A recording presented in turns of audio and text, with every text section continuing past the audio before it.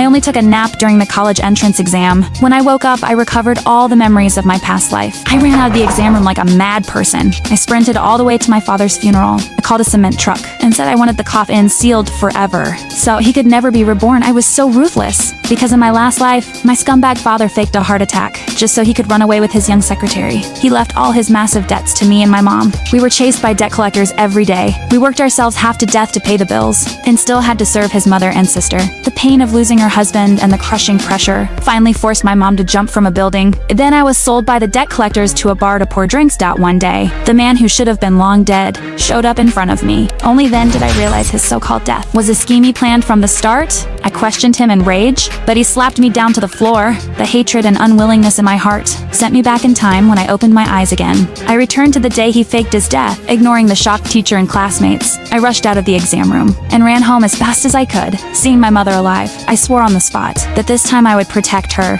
and make that man pay the price he deserved. I took her phone and told her to go prepare dinner. The next second, the young secretary called. She said the company went bankrupt and my father had a heart attack. I told the nanny to watch my mom closely and told my mom to call my uncle and explain everything. Then asked my uncle to arrange people at the crematorium in advance. Meanwhile, the secretary was applying layers of makeup to my father. The doctor prepared the anesthetic. His fake death act was about to begin. But this time I wanted to see who would win. I brought my mother to the hospital. The doctor calmly announced the cause of death, just like in my last life. But unlike before, I felt no sadness. I walked straight over and slapped my father across the face. Then I pulled out a small knife and stabbed his body over and over. My grandmother and aunt were terrified. They rushed to stop me, afraid I might actually kill him after their pleading. I calmed down, but they knew something was wrong and tried to move the body away quickly. Before they could act, the medical examiner I called in advance entered the room and prepared to begin an autopsy.